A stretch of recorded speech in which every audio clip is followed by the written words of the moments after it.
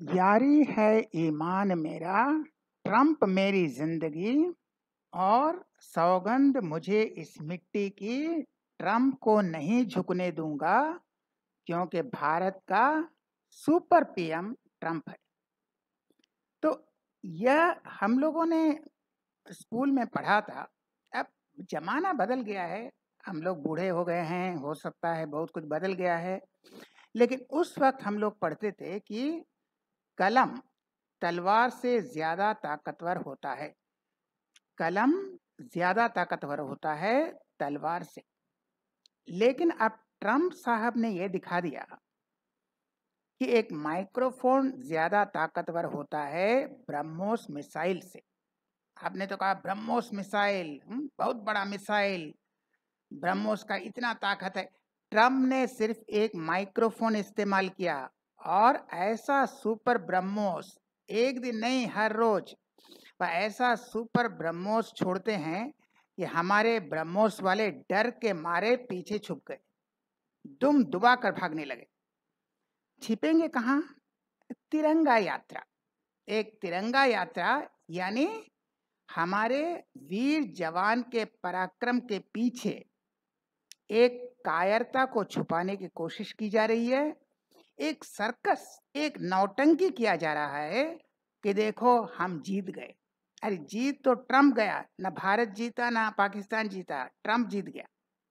और आप उसके पीछे, आर्मी के पीछे, आर्मी की वीरता के पीछे एक कायर प्रधानमंत्री और एक बेशर्म जुमला पार्टी को छुपाने की कोशिश करते हैं। और उसमें भी गड़बड़, कोई तिरंगा में हाथ पहुंचता है, कोई पसीना पहुंचता है, कोई नाक पहुंचता है, यही चल रहा है।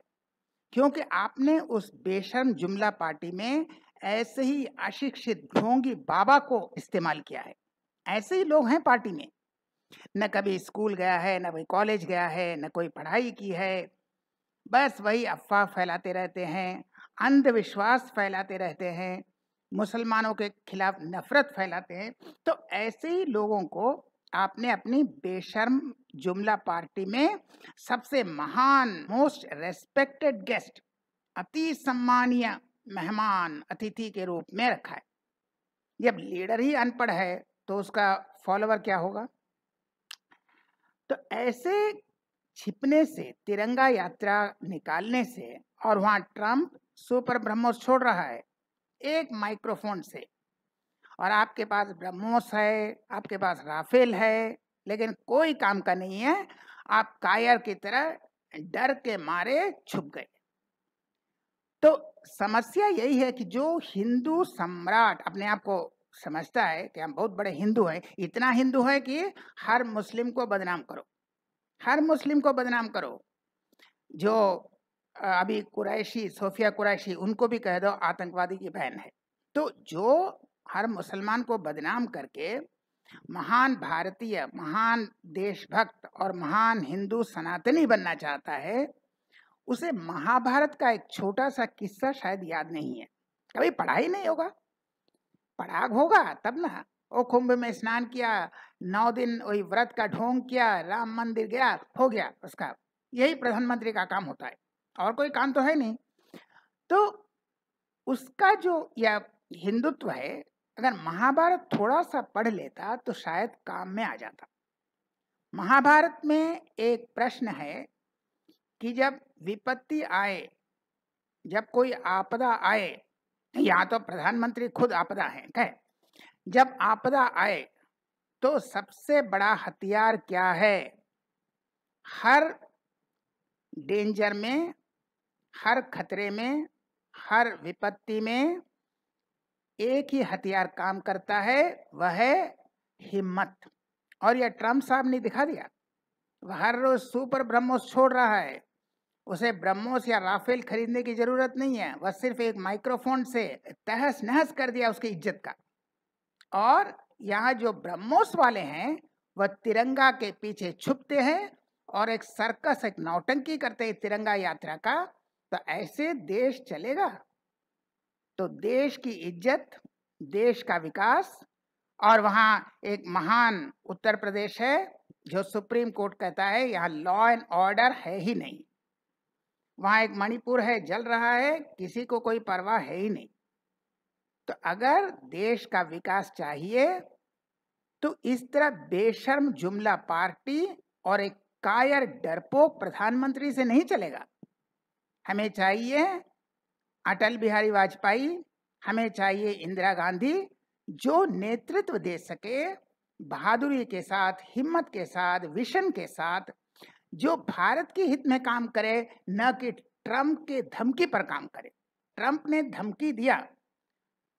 धमकी दिया और प्रधानमंत्री डर गए। ऐसा प्रधानमंत्री होता है। इससे छोटे छोटे मुल्क हैं जो इस तरह की धमकी का परवाह नहीं करते और कुछ बेवकूफ बोलते हैं, इसको बॉयकॉट करो, उसको बॉयकॉट करो। अरे उसको नहीं, पहले अपनी बेशर्म जुमला पार्टी को बॉयकॉट करो। जब तक आपको एक काबिल, एक बहादुर, न डरने वाला, विजन रखने वाला, हिम्मत वाला प्रधानमंत्री नहीं मिलता, यही होता रहेगा। जो डरता है उसको डराएंगे लोग। आप खुद डर जाते हैं तो लोग तो डराएंगे। आप बहादुर हो तो कोई पास में आपको देखने की हिम्मत तक नहीं करेगा। तो यही चलता रहेगा नौटंकी तिरंगा यात्रा का। और वहां एक बेवकूफ शिक्षा मंत्री, वह खुद अशिक्षित है।